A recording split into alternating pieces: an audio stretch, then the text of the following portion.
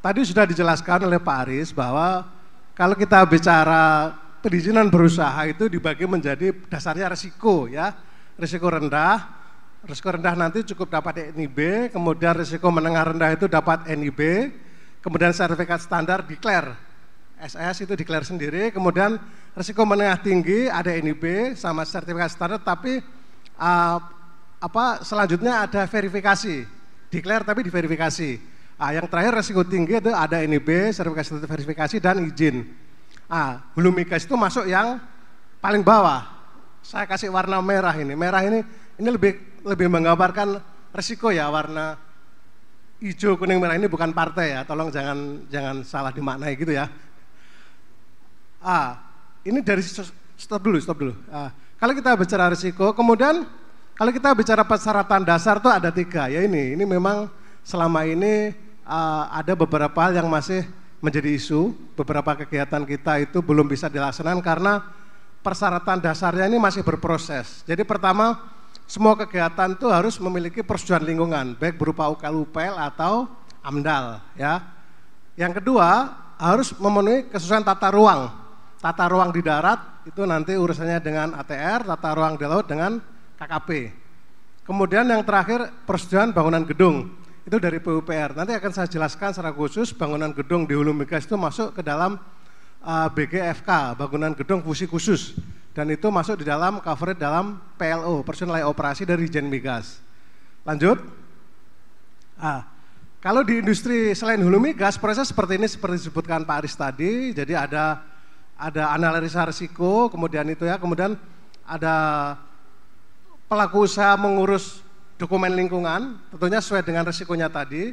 Kemudian setelah dapat persetujuan lingkungan baik berupa SKKL, surat keputusan kelayakan lingkungan, kemudian pernyataan kepatuhan pengelolaan lingkungan hidup dan NIB, itu pelaku usaha akan mendapat perizinan berusaha. Jadi proses dari kiri ke kanan sana prosesnya. Jadi setelah semuanya lengkap, mendapat perizinan berusaha. Kemudian pertanyaannya, bagaimana dengan industri hulu migas? Coba lanjut, next slide. Bagaimana dengan industri hulu migas? Apakah flow-nya juga demikian? Lanjut, ternyata tidak demikian. Mungkin nanti saya jelaskan berikutnya. Jadi ini sebagai prolog bahwa kegiatan industri hulu migas merupakan kegiatan pemerintah di mana semua fasilitas dan SDA migas sampai titik serah milik pemerintah, kurang lebih seperti itu. Lanjut saja, ini sebagai prolog aja ini untuk menjelaskan dasarnya kenapa industri hulu migas dianggap kegiatan pemerintah. Lanjut. Asrot, mohon maaf. Oke. Ini juga untuk menjelaskan bahwa semua aset hulu migas merupakan BMN, barang milik negara. Itu bisa juga kita merujuk pada PP 35 dan juga peraturan menteri ini, mohon maaf ini belum audit, ini peraturan menteri 140, tapi intinya sama, bahwa semua barang dari kegiatan kontrak kerjasama maupun kontrak karya hulu migas itu menjadi barang milik negara. Lanjut. Kalau kita bicara perizinan di industri hulu migas dalam konteks UUCK dan PP 05 kurang lebih seperti ini flow-nya. Jadi kegiatan di atas yang bulat-bulat itu merupakan aktivitas dari industri hulu migas. Sebelum ditandatangani kontrak kerjasama itu ada aktivitas yang namanya survei umum dan penetapan wilayah kerja migas. Itu yang melakukan siapa? Yang melakukan Kementerian SDM. Ya. Kemudian tentunya setelah WK migas ditetapkan kan akan ditenderkan. Itu ada yang namanya perizinan bagi BUT untuk bisa ikut kontrak, kan ada persyaratannya, kan nggak mungkin juga perusahaan bodong ikut WK migas. Setelah BUT ini mendapatkan penetapan sebagai penang WK migas, perizinan itu dianggap sudah mendapatkan perizinan berusaha. Itu uniknya kita dengan industri yang lain. Jadi once Bapak Ibu semua menandatangani kontrak kerjasama, itu tuh dianggap sudah mendapatkan perizinan berusaha. Sebagaimana diatur dalam PP 05 di pasal 45, penerapan perizinan berusaha kegiatan hulu migas, kontrak kerjasama diperlakukan sebagai izin dalam kegiatan hulu. Kemudian di pasal 45, tentunya BUT wajib memiliki NIB, kurang lebih seperti itu. Kemudian setelah tanda tangan PSC, tentunya kita semua melakukan petrol operation, itu ada kegiatan eksplorasi, tentunya nanti kalau ketemu dilanjutkan dengan POD, pembangunan fasilitas. kemudian operasi produksi dan pasca operasi. Aktivitas bulat-bulat di kanan itu dilaksanakan oleh BUBUT atau teman-teman KKS. Nah, dalam melaksanakan kegiatan petrol operation itulah mengurus tadi persyaratan tadi, setidaknya yang 3 tadi ya. Yang kita ngurus persetujuan lingkungan, ada tata ruang, kemudian ada bangunan gedung. Ternyata di dalam kontrak kerjasama ini selama 30 tahun, itu banyak izin yang harus kita lakukan. Tetapi setidaknya kalau kita lihat memang ada 106, tapi itu selama 30 tahun dan tidak semuanya diurus, tergantung. Kalau Anda beroperasi di laut tentunya kan nggak ngurus PPK, kurang lebih seperti itu. Kalau ngurus kegiatannya di darat, ada di hutan yang ngurus PPK, berarti tidak ngurus penggunaan kapal asing, kurang lebih seperti itu. Jadi 106 ini memang untuk 30 tahun untuk 4 fase kegiatan, mulai dari eksplorasi, pembangunan, proyek, maksudnya begitu, operasi produksi sama pasca operasi. Dari 106 ini kalau kita kerucutkan lagi, setidaknya ada 9 perizinan utama yang ini istilahnya is emas, harus ada. Ini taunya dari mana ya? Taunya dari kegiatan kita. Kita tapi ini kan tiap minggu di SKMK juga ada progress meeting untuk kegiatan-kegiatan utama. Tentunya kegiatan utama itu apa ya? Survei pemboran itu udah pasti. Kalau kita nggak survei, nggak ngebor kan nggak ada cadangan baru, nggak ada lifting tambahan ini, reserve baru. Kemudian pembangunan proyek. Setidaknya ada 9 izin dari 6 kementerian. Nanti bisa saya jelaskan itu apa aja. Dan ini kalau 9 izin ini dapat, insya Allah mungkin 95% kerjaan itu sudah selesai. Selebihnya itu izin-izin tambahan. Lanjut. Ini breakdown-nya. Ini memang perlu diupdate, tapi kurang lebih idenya seperti itu. Jadi jangan misleading bahwa memang 106 itu untuk 30 tahun. Tapi yang penting di 9 izin. Lanjut.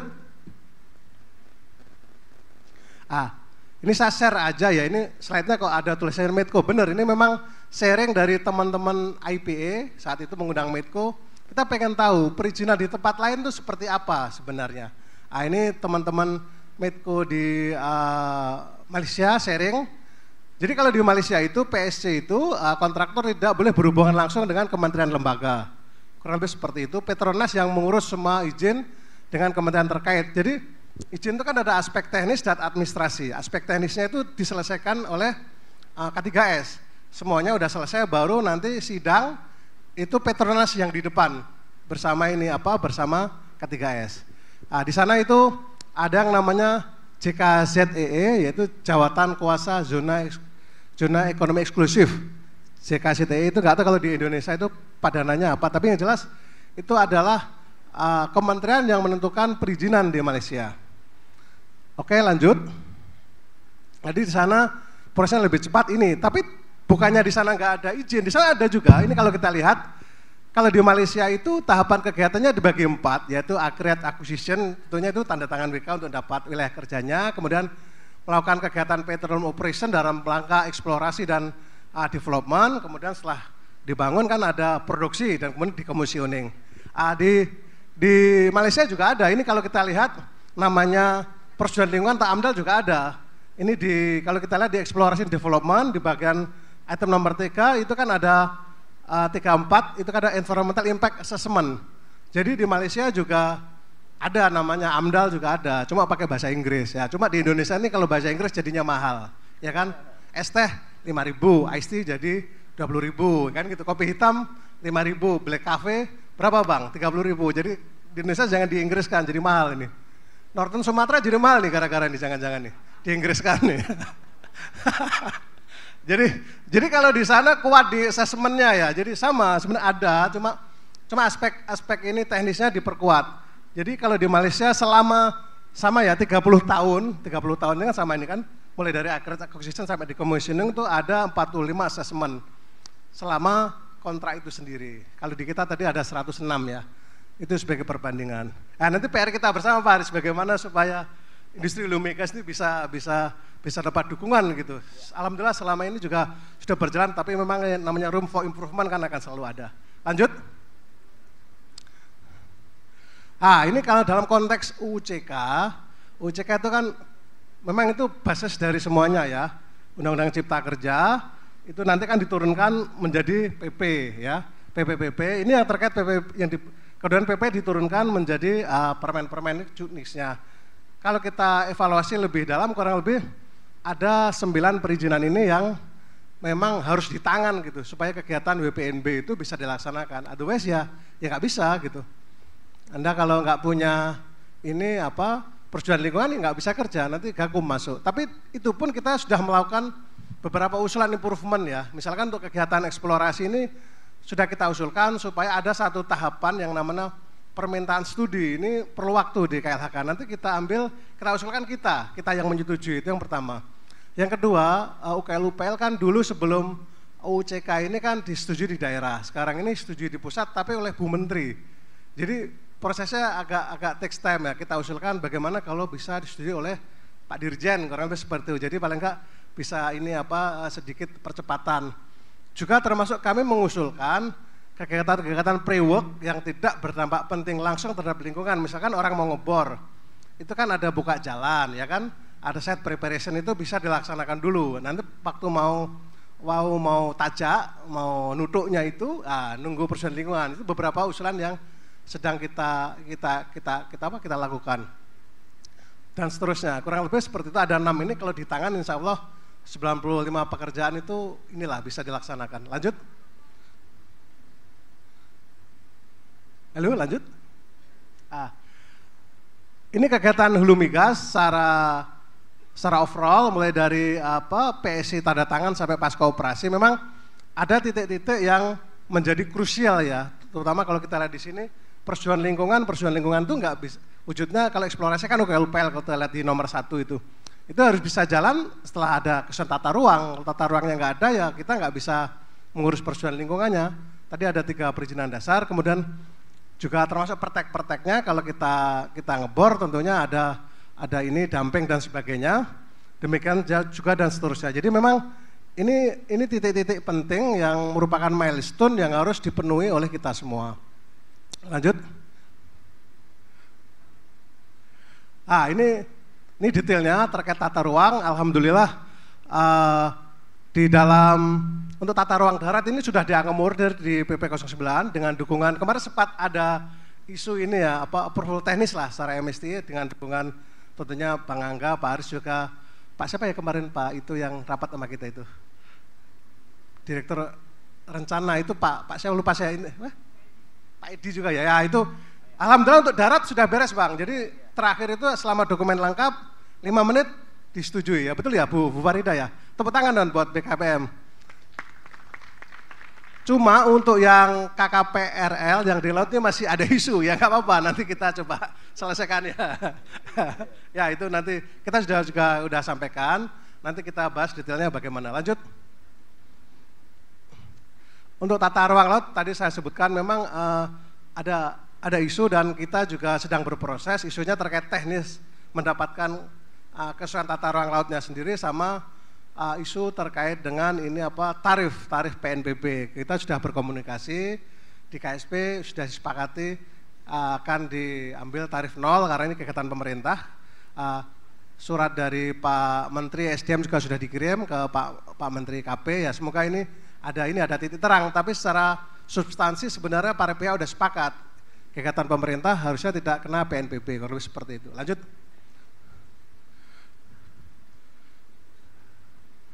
Persetujuan lingkungan, jadi kewenangan persetujuan lingkungan itu tidak lagi di daerah, semuanya memang ditarik ke pusat. Kurang lebih seperti itu. Saya kira ini Bapak Ibu semua, tentunya Bapak Ibu yang dari Pemda sudah paham juga ini di sini. Lanjut nanti mungkin diskusinya bisa kita lakukan lebih detail nanti. Ini juga persetujuan teknis lingkungan dulu. Beberapa ujian PPLH sekarang juga ditarik di pusat semua, ada listnya itu mulai dari pembuangan emisi, air limbah, air laut, dan seterusnya sampai teknik dumping itu disetujui oleh di level dirjen. Makanya kami mengusulkan UKL-UPL itu bisa disetujui oleh di level dirjen supaya bisa dipercepat, kurang lebih kan seperti itu. Karena kalau persetujuan Bu Menteri kan pasti harus lewat Biro Hukum, Pak Sekjen juga mesti tanda tangan, ada perlu waktu tambahan. Lanjut. Persetujuan kawasan hutan juga begitu, ini juga masih ada isu sedikit terutama untuk KKS berstatus BUT. Ini ada, jadi PPKH ini diurus melalui OSS BKPM. Untuk KKS status BUT itu belum ada fasilitas IT-nya di sana itu untuk memasukkan itu. Ini beberapa keluhan dari teman-teman status BOT, kami sudah berkirim surat ini agar selama masa pengembangan sistem IT ini bisa diurus secara manual tentunya ke kementeriannya. Kami juga sudah sampaikan kepada Pak Dirjen PKTL, Pak Ruwanda, ini mohon dukungannya kurang lebih seperti itu. Karena kalau dari sisi kementerian sendiri tidak berani melakukan itu secara manual, Pak. Karena sudah ada keputusan presiden ya, atau dari perubahan semuanya lewat BKPM, sehingga perlu kebijakan lah kurang lebih seperti itu. Sambil menunggu itu ya tentu nanti ini memang hal yang segera perlu diselesaikan.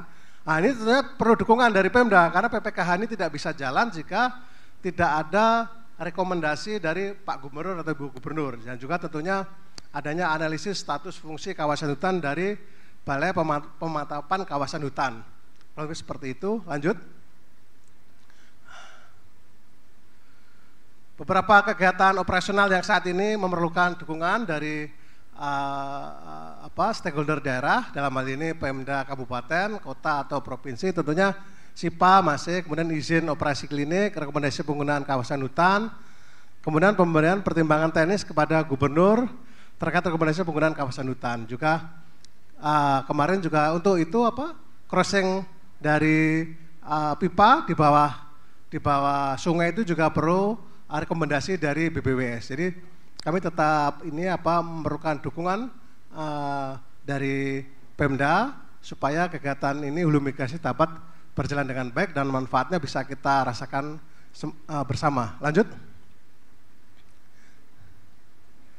Ini sekilas tentang pengaturan KUHM sesuai dengan Undang-Undang 23 tahun 2014 tentang pemerintah daerah, di mana penyelenggaraan minyak dan gas bumi merupakan kewenangan pemerintah pusat. Mungkin detailnya bisa dilihat lagi di undang-undang itu, bahwa memang hulu migas ini kebijakan semuanya ada di pemerintah pusat.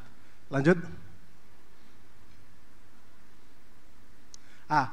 Izin mendirikan bangunan IMB digantikan persetujuan bangunan gedung. Ini memang di beberapa tempat ya, mohon maaf ada terjadi perbedaan interpretasi, kurang lebih seperti itu. Tapi di dalam